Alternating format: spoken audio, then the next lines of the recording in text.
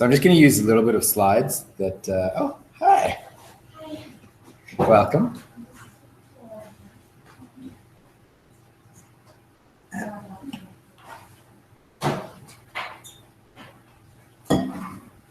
So I'm just going to use I'm just going to go over some of the slides. So Maddie made these slides and I'm just going to be using some of them. So so that once it's dry, so you do not repeat yourself. So Git is a very cool, very powerful way of keeping track of your files.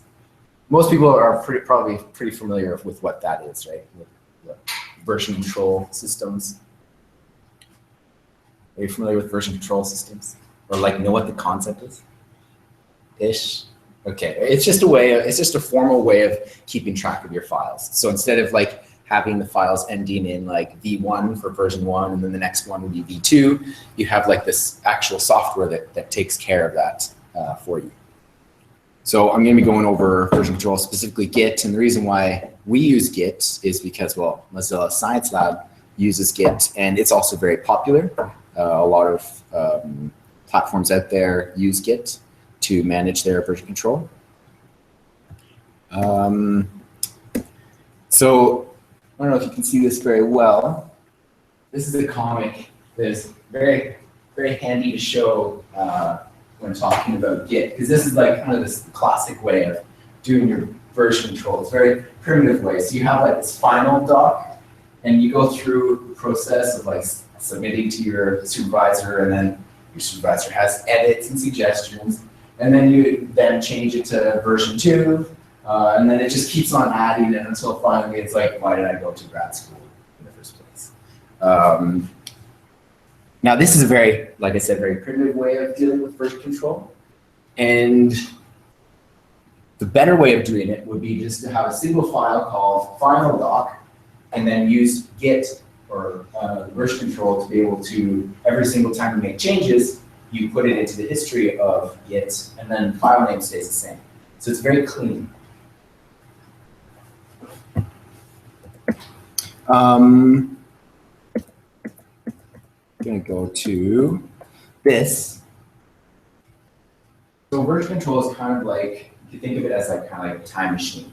So you have a line, this could be considered the very first commit that you make. So a commit would just be a specific instance within your version history that indicates what was done to particular files at that time. So for example, let's say you make a file and you add just say hi to that file, and then you put it into the commit history, and that first commit will just be that file with that line that you say hi. And then as you add to it and put commits into the history, and add to the file different lines and so on, it keeps track of that so that in the end, if you do need to go back in time, or if you want to compare what was done before and after. So for example, if you send, this has happened to me a couple of times where I send something to my supervisor, he makes suggestions and changes, I make those changes, I do some other stuff, and then I send it back to him, and then he says to do something what I had already done before. And so it's a nice way of, has anybody ever had that happen? Yeah? Yeah? Yeah. It's kind of funny too. You're you just, okay, that's okay. And so this is a nice way of just quickly checking, okay, that version that I had just sent off to him before, the first version, in my case it's a him, he actually says, oh, go back with what you had originally done. So it's fairly easy to go back and bring those old changes kind of back to life and then bring them in without having to rewrite it all or try to search through all the different files that you may have had before if you didn't use this Git system. The other useful thing is, at least for me, and this is the way I use it, is if I'm writing a paper or thesis, it's useful to just see what you just previously did. So let's say I was busy for a week and I couldn't come back to my paper in that time, and so you kind of forget what you've been doing. So you just do you look back in time to see what you were kind of doing in the process, and then it kind of refreshes your memory of what to do next, or what you were thinking about writing and so on. So you can say, for example, like I'm writing a paper and like I just did a rough draft of the introduction, so it's in the history, and so now when I come back to it, I can look back and say, oh, this is what I added in the last time I was working on this paper. If at any time you have questions, I'm going to jump into the coding eventually, but just to get some for code. Yeah, come on. If you have any questions, like just jump in. I don't care. You know, I'm eventually going to get to this. A lot of the terminology is like new. So one thing that often in Git is there's this thing called a repository. And so the Git repository is just the full collection of all the files and folders that you have within a single folder. So for example, if I have a folder called manuscript, I don't know, in this case, manuscript fatty acids is what I'm doing. And I have like my analysis, my data, my manuscript itself. That would be the repository. And so when you say repository on GitHub, that means just the collection of files that are kept under version control. Yeah. So I already have a folder with all my files. Can I make that a repository? Yes, we'll get to that. We'll get to that. Now, I'm not going to get into this. I don't know if I'll have time, but just some things so you're a little bit familiar with what I'm hoping to achieve with this session is, I mean, hopefully you recognize the power of using version control. Me personally, and I hear this from several other people, I didn't start actually using Git until way later. So I learned about it. I said, oh, this is so cool. This will help save me so much time. Several months passed, probably a year, until I actually started using it. Because it really is like a complete different way of thinking. And changing the way you think takes time. It's not something that just happens instantaneously. Because it takes a little bit to understand what exactly version control is doing, especially for people that don't have a computer science background or a programming background, which I have none at all. I'll show you some of the tools, the basic tools, kind of like the bread and butter of using Git, and then some places to go for help.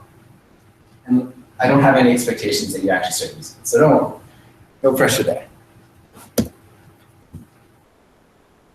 So if anybody is using Git right now and wants to follow along, if you can open up your terminal, so if everybody knows what a terminal is, open it up. And if you haven't done this already, do so, because everything that you do in Git relies on at least these first 4 configurations. So it just tells Git who you are, what your email is, and what to use for your core editing. And once you get to this, I'll talk about this in just a second. But who here has done this already? Okay. Did you do it? I have. If you run git config --list, it might show up what you've done so far. Yeah, you did? Okay. So if pretty much everybody else has already kind of done it, I'm gonna skip ahead. No complaints? Maybe I'll just mention this. Your editor could be Emacs, it could be Vim, it could be Nano. If you want to use like Notepad, you have to, it's a little more complicated because Windows, you have to like directly point to the executable. Yeah? Do you have a question? No, I don't have the editor. Oh, you don't have an editor? Do you need that? I guess you could leave it blank. I think the only thing you can't do is, well, Mine is blank. yours is blank? Yours is blank. Okay, so maybe just leave it blank for now.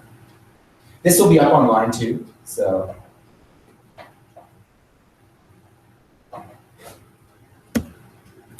So there's I'm gonna get into each of these, but there are essentially 4 main concepts of the bread and butter of using Git.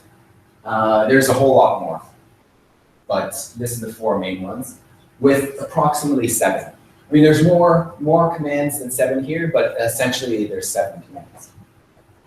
I've said this several times, that does anybody know like the psychology of short-term memory and how much you can store? How many items you can store? 7, yeah. So you should be able to remember 7.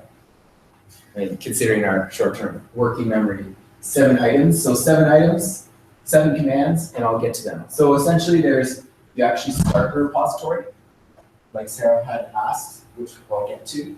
You start the repository, you can check what's going on in the repository, so what's been changed, what hasn't been, and so on. And then actually putting things into the history and saving it into as commits. And then moving through the history is essentially git checkout. And maybe, if I have time, I thought I fixed that. Did I? Yes, I did. This should be maybe covered. What was I going to say? Oh yeah, maybe I'll cover Git branches, but Git branches can be a little bit of a complicated topic, even though they're extremely powerful. I think we have a whole session on it. Don't remember. Okay, so if you'll all go into your terminal, open your terminal, and you should be in print working directory. Is that big enough?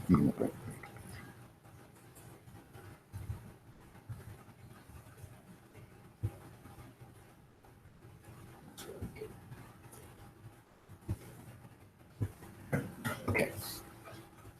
I want you to move into your desktop. So the way you move through, does everybody know at least a little bit of shell commands?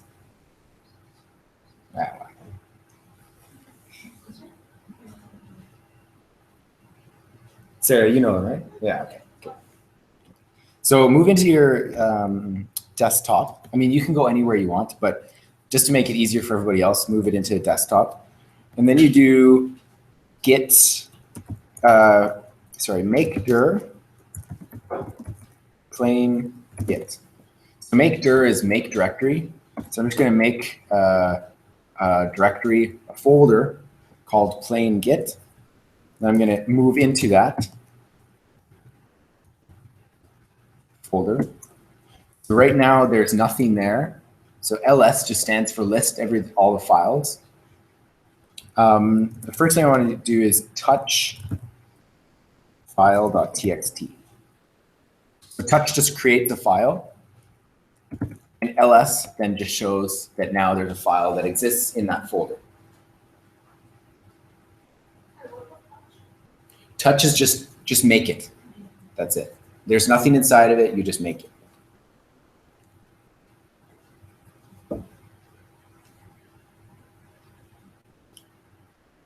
Once you've done that, it doesn't what?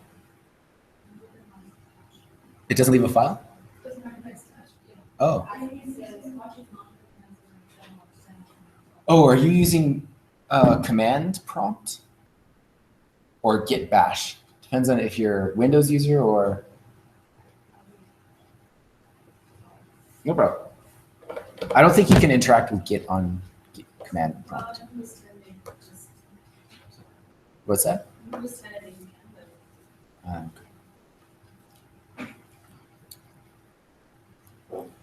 So then when you do that, you can do git init, yeah. Sorry, so what is it? How did you get to this terminal? You already have it. If you're using like Linux or SSH is like something that you can use in the terminal, right? But the terminal itself is if you use Windows or Mac? Windows at home, but I go work, I have it's a part of Windows, part of Linux. So if it's a Linux, like I think you can just, for Windows, you'd have to use a program called Git Bash, I think, yeah. And so that's how you open it. So you just search for Git Bash, you open Git Bash, and then you have this. So that's when you can start typing in these commands.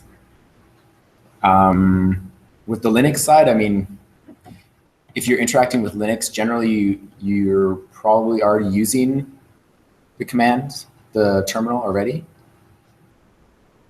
I don't know what it's like in that hybrid that you're talking about, but Git Bash. And then this is when you actually tell Git to start watching this particular folder. And so this is called git init, which stands for initialize. So when you do git init, it says initializing empty Git repository. Now you see how it says here, .git, that new folder can be found here. If you do git, I think it's A. Yes. So before you didn't have this folder called .git. The dot is in front of there to hide it from the system, so it's like a hidden folder. This is what is actually the Git repository. So everything, all your history is contained within that .git folder.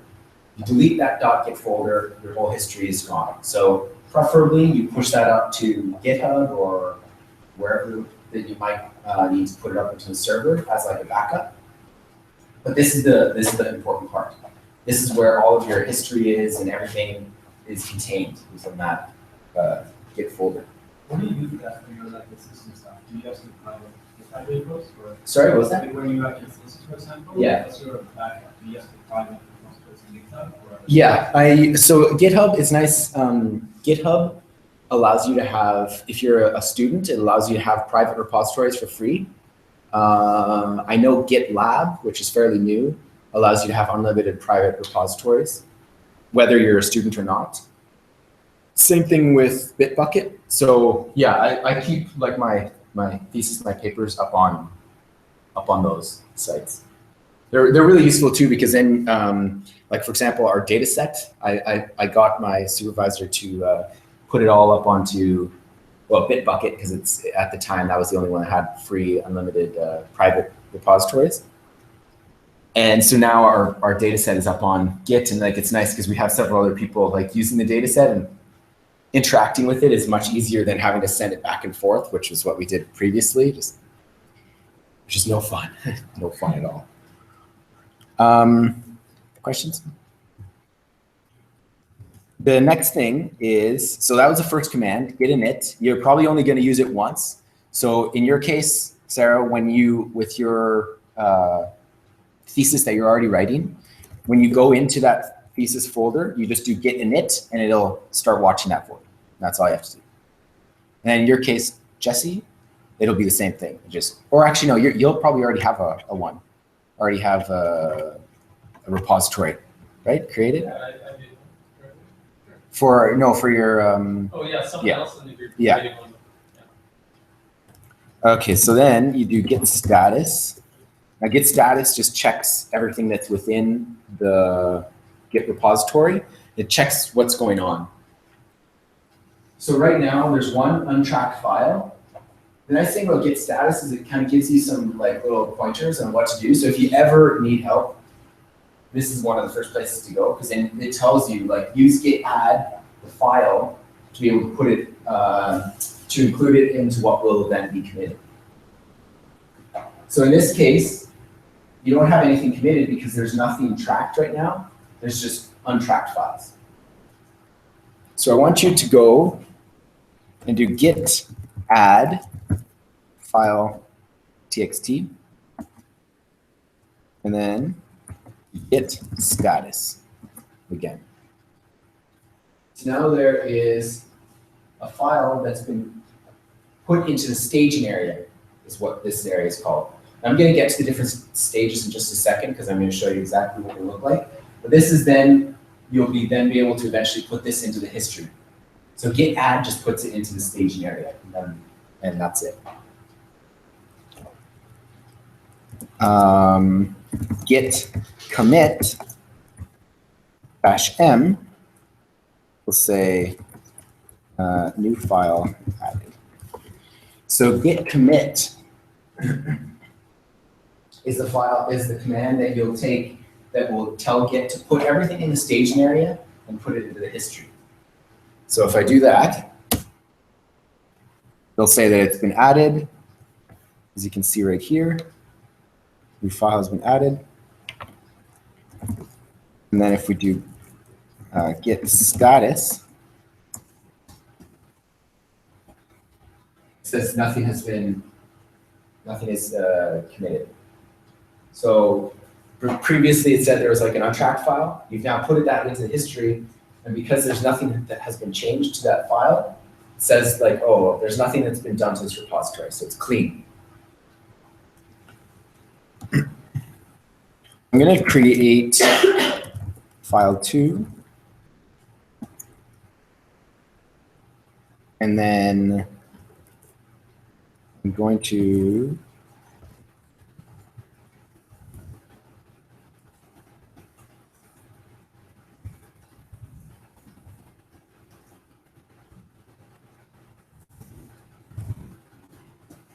oh, shoot. That's a lot.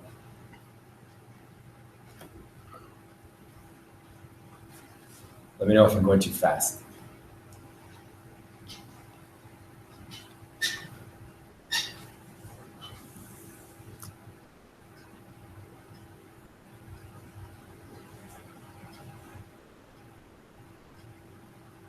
Good.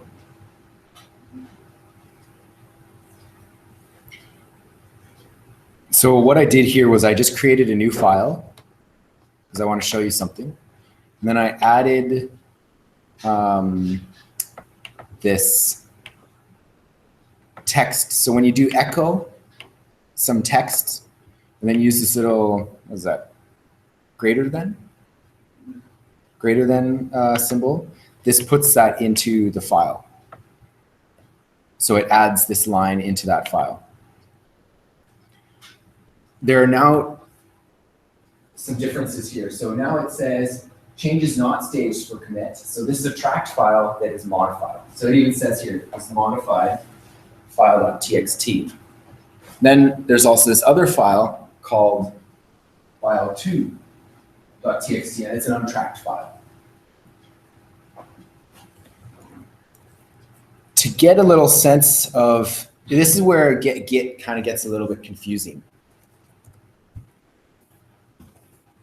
There's essentially there's 3 stages in Git. I guess technically 4. But there's the working directory where files may be tracked or untracked. If they're tracked, they might be modified or they might not be modified. In order for you to then put it into the history, you can put it into the staging area where they're then staged for being committed. So you put them through add, so this is git add, and this puts it into the staging area, and then you use git commit to then put it into the history. It seems a little confusing, like why not just right away put it from there into here? But there are some good reasons for doing it like this. And as you like work on more complicated projects, this does actually become quite useful, putting it in this kind of like stepwise manner. But I know for myself, when I first started using this, it was a little confusing.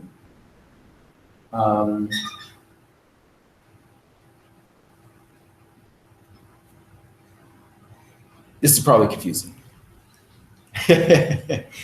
It's still kind of, I mean, I have a better handle on it now, but for the longest time, it was a little confusing why this was the way it was.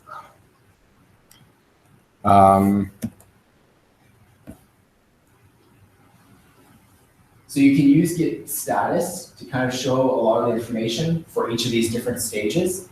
So untracked files, like I mentioned, use git add to put them into the staging area.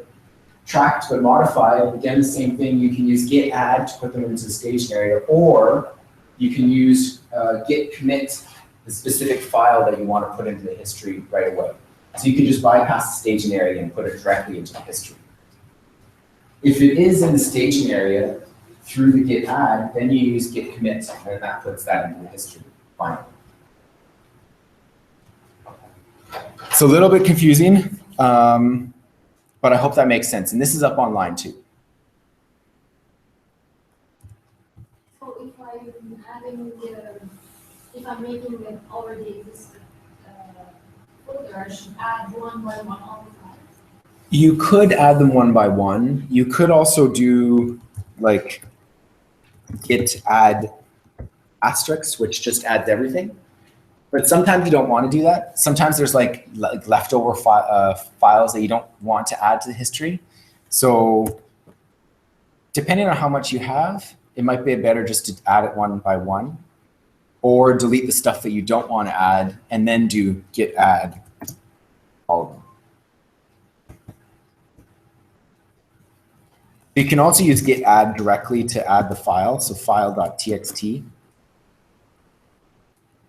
can add multiple, so file2.txt. I'm just going to add file2.txt for right now. And if you want to look at the differences between what you've just done versus a previous commit, so for example, I just changed file1, so you can do git diff file txt, and then it gives you a little bit of information on what was added. So it shows you that between what is currently in the working directory and what's in the previous commit, I've added hi there. So this is really useful when you have, like I said, you're working on like a manuscript and or a thesis, and you just want to see what you've done compared to what's in the history, and just doing a git diff will show you those differences. Yeah. -0 plus 1. What does that mean? They just mean like the location in the file. So I think it's like the so originally there was 0 lines, but then now there's been added 1 line. Correct me if I'm wrong then. Is that right? Yeah.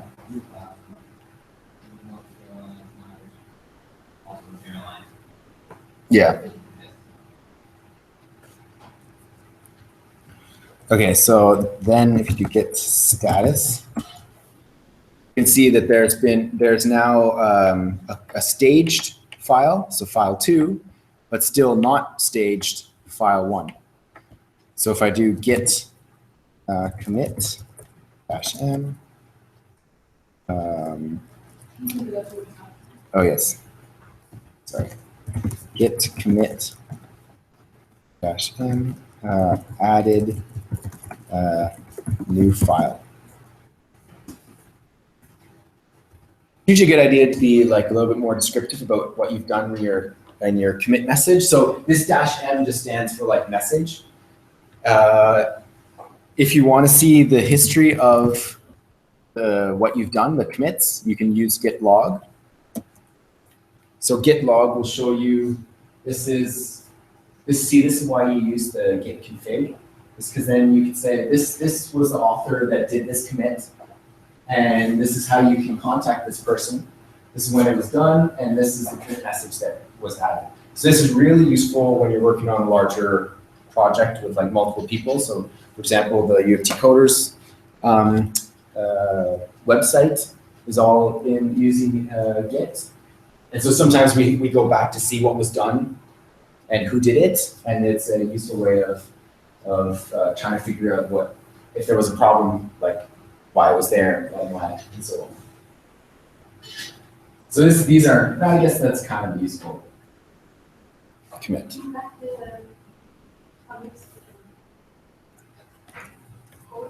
The previous code? The git commit? No problem. So I don't need to specify the file. In this case, because it was already added to the stage right here, you don't have to. If I had 2 files, I would add it, and I don't use 1. Yeah. If it's in the staging area already, whether or not you specify it, it's going to be put it into the repository. But if you do, for example, do git Without that, I want to- commit. Yeah, if you do like git commit this specific file, that will only take this file rather than all the other ones that you might have changed. Actually, I'll do that right now.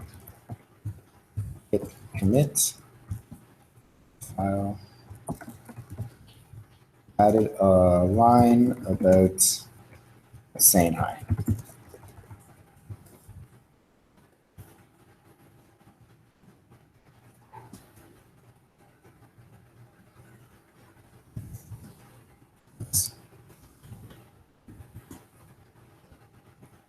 So, 1 second.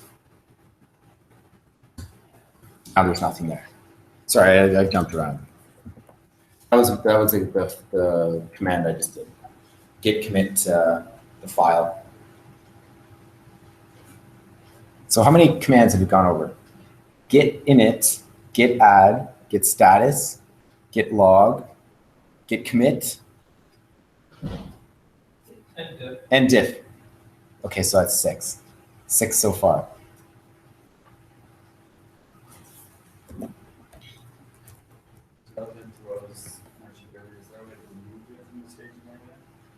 Yes.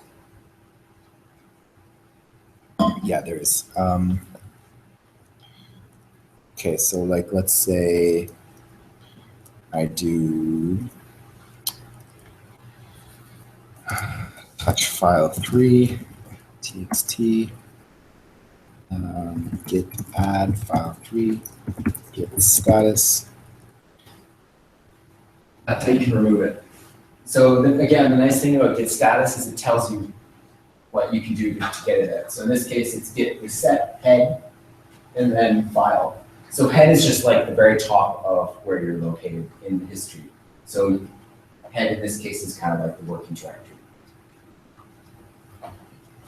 Or I guess the previous commit, or the commit you're on. Git reset head file 3.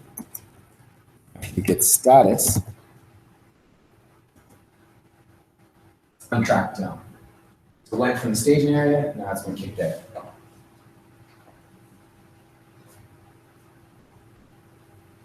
Git reset isn't a commonly used command. I mean, in everyday usage, but if you ever do need to use it, it's in the, like I said, the git status.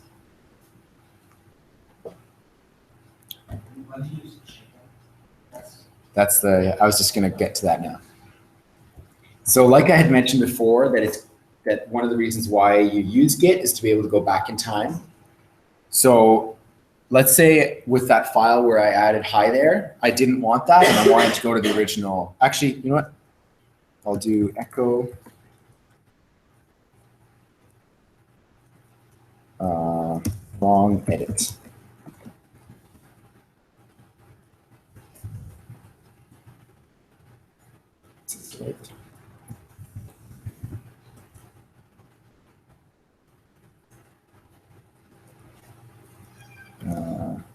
It's diff. Okay.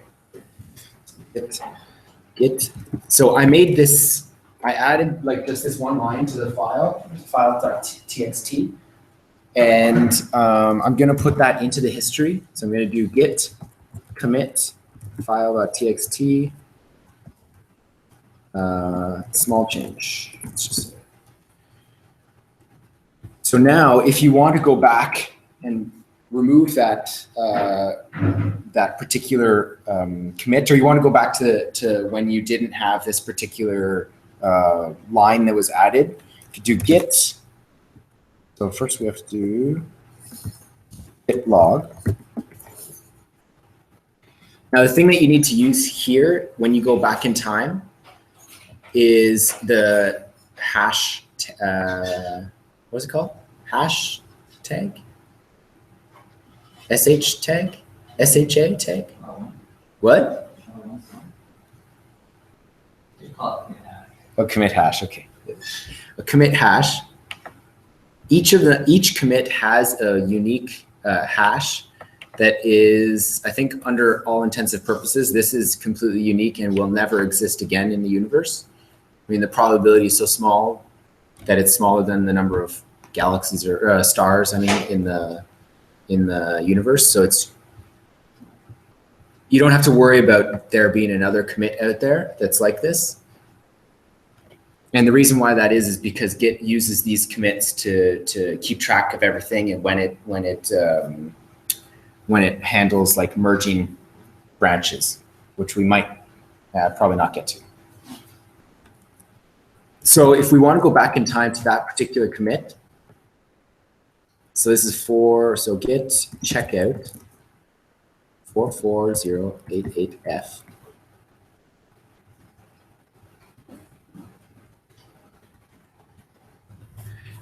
Now, one issue, so if we check I'm going to get to this in just a second, but just to confirm that this worked, if we look at the file, it now just says hi there. So before it said hi there, oh, sorry, can't even see that. Cat. So before it said hi there, wrong edit. So now I went back in time, and now it just says hi there. But like you saw up here, it complains about the fact that you're now in a detached head state. That's because you went back in time, and now you're in the middle of the history. And Git doesn't like the fact that you're in the middle of a history. It likes to be at the very end of some type of branch. So a better way to do this would be to go, if you want to get out of detached head state, you do git checkout master. Master is the main line that you're on, the main commit branch. If you want to pull that file back from time, you can do git checkout. Again, do the git checkout this thing, and then do file.txt.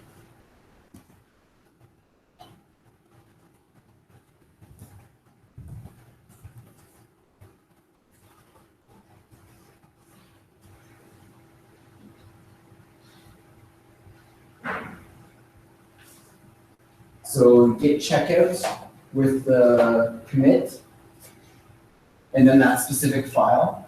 So rather than it going back in time, it just pulls it from the dead basically and brings it to the very top of the actual head state. So you're not in the detached head state. This is the better way of doing it. Yeah. What? Is that node anywhere? Sorry. Is that node anywhere? Do I know that how far the node come back? Or that file? Is that modem? Log. Oh, log. That you went back and pulled it? It does say if you do git status, it says it's been changed. So what Git does is it takes it from the past and puts it into your staging area. Okay, then we can. And then you can make changes from there and then make a new commit from that point. So it does keep a log with it. Question. If you change file.txt now, it's in staging area, does it keep the stay stage with the changes? Say that again? If you change that file now, Yeah. that's staged, will it stay staged and will have changes, or will any new changes be unstaged? They will be unstaged. It's kind of confusing. I personally don't really, so in this case, like because this is already in the staging area, it's ready to be sent off. And so anything that's been added or changed is in that staging area. But if I were to do something like echo extra line file.txt and then do git status, you now have a situation where this file is in the staging area, but it's also been modified. Which gets a little kind of confusing, at least for me, it gets kind of confusing. So I tend to, anytime I bring it out of the history, like if I want to make changes, then I try to unstage it right away. But I think I could be wrong, but I think if you just add this, it should be added. So if you hit commit right now, will that text you added be in there commit? No, So you It- need to restage file.txt. that's what I think you, yeah. So if you do git add file.txt. Sorry.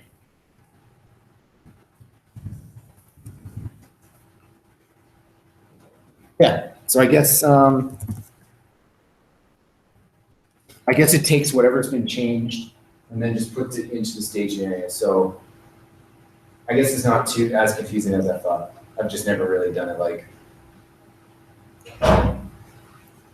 Does that make sense? Yeah, so once in the staging area, it's kind of below into staging markings. Yeah. So you can't change it. Yeah.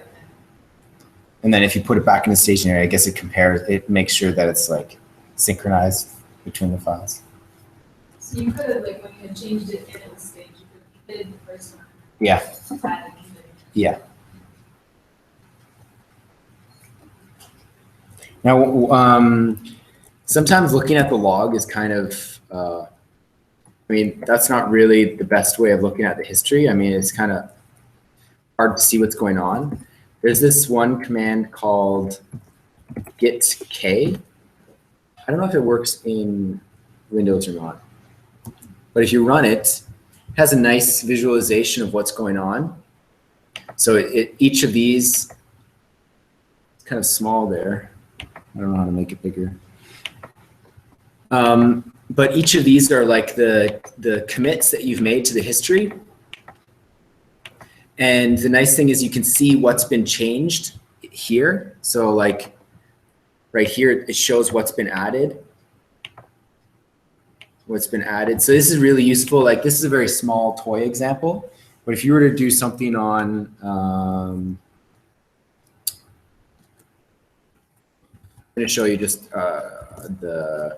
our example of,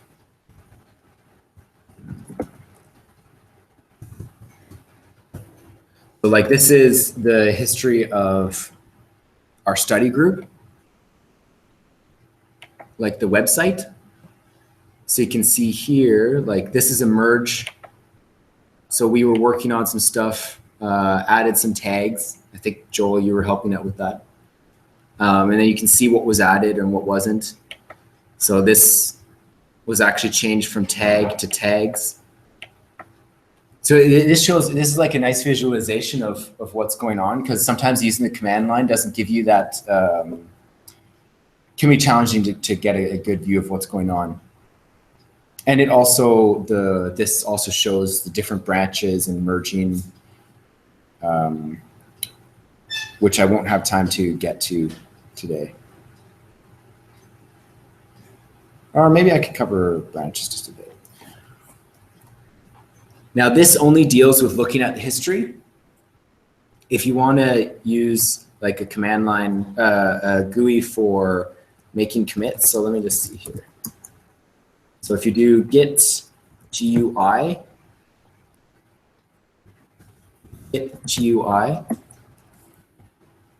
that lets you stage things. So like here, I've added a text, and then you can make a commit message here. Added line replaced from history. And then you can actually just commit it if you don't want to use the command line. I personally prefer the command line for most of this stuff, but what's that? Does it come with Git Bash? I don't know the feedback, I'm just saying, no, it comes with Git. I think, I'm pretty sure I read that Git K, no? No. I think it can. Okay. Okay, then I might. Oh, really? Okay. That's confusing. I'm not sure how easy it is to install these. I'm pretty sure most of the time Git comes with Git K. Is that? Okay. It may or may not. You can install it. Confusing. You can install it if you want. Yeah.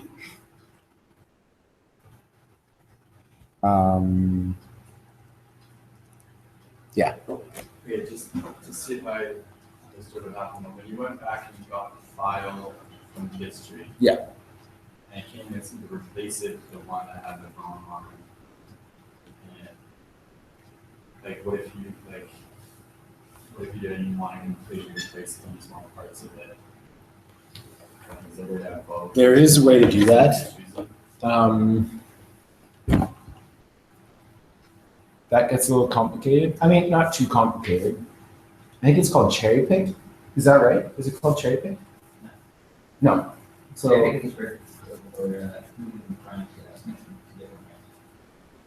so which is the one we want to do? Oh, so you can choose specific. Okay, so I guess you can do that. I'm going to try that. You can also do Git add which I use a lot, and then you don't have to So if I were to do git commit this and then -p, you might have to specify on those here. okay, let's try this. I've personally never done this, so let's see what happens.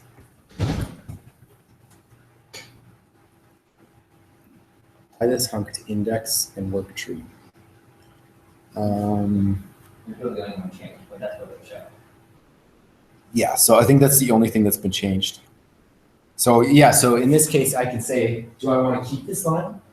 If I have more differences, I can, it'll go one by one and choose what you want to keep and what you want to drop. Or sorry, what you want to bring back to life and what you don't want to bring back to life. So if it's more complicated like a paper, that would be useful. Does that answer your question? Yeah, I guess. Is there a simple way to, like, if you wanted both? Both. I guess maybe my brain's still thinking like having version 7 and version 8 at the same time. Just like, Yeah, that should be possible because like if you have like version 8 being the most recent, right? yeah. So if you have version 8 Yeah. and you bring back stuff from version 7, Yeah. you can choose like version 8 still exists. Yeah. You've just taken stuff from version 7. Okay. That's the only difference. So you create version 9. Yeah, and then yeah, So it'd be at that point it'll be staged and then Yeah. you could put it into the history as version 9 Okay. if you want. So it's like if you wanted version 8 stuff, you just do the same thing you would in history. Yes, exactly. Okay.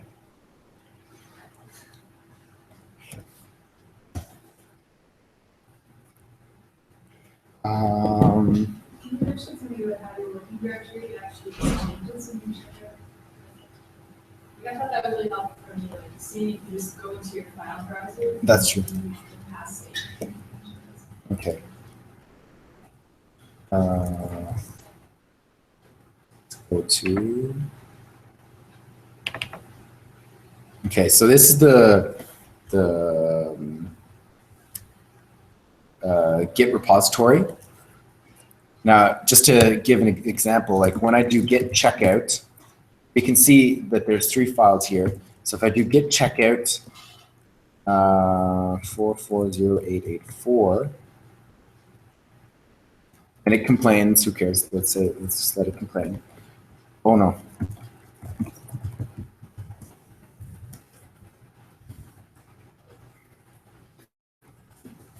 Log.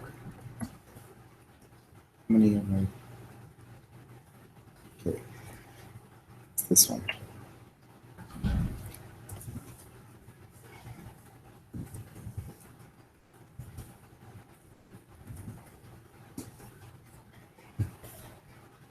So you notice how there's now a file that's missing. So all that Git does is whatever has been changed. So anytime you go back using Git checkout and you go through the history, all that Git does is it just is the working directory with whatever was existing in that commit at the time. So if you have untracked files, they don't get touched. If you have things that have been changed, usually Git will complain. But you're essentially kind of like, it's like a snapshot. It's like a photograph. Like a video, like videos, like if you think of a video is like a series of photographs taken by the camera, essentially. And so when you're saying, I want to go back in time, you're essentially just taking that single frame from the video and saying, this is now the working directory. Then you can then go forward in the video, backwards in the video. Does that make sense? Yeah? You're saying, if you go back in time for one document, you can go back in time For the whole thing, yes. directory and all the documents. Yes. You got it. Unless you specifically specify that file, you bring it back to what it was at that state.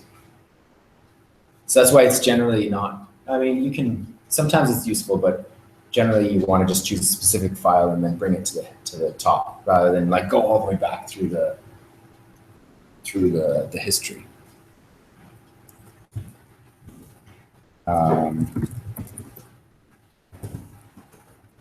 Yeah, I'm just going to very quickly show branches because if you look here, when you do git checkout and then it says you're in a detached head state, it says, hey, maybe you can actually you can create a branch.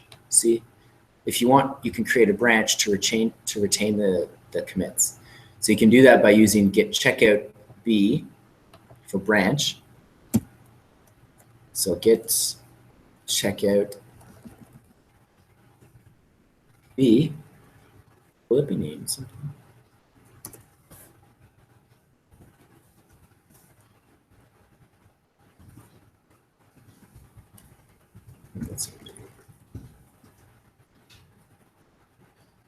So now, if we do git K,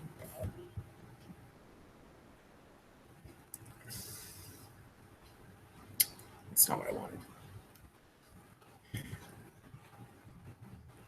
If we do, is there any way to, I don't know how to do this. Oh yes, git checkout.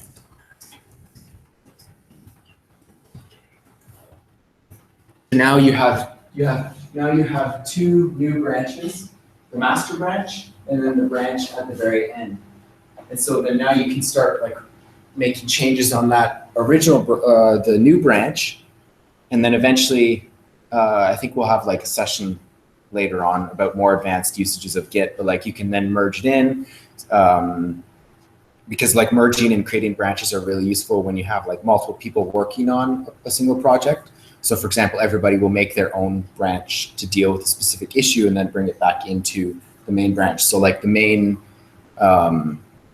website, in our case, the main website doesn't get contaminated with changes that everybody else is making, if that makes a little sense.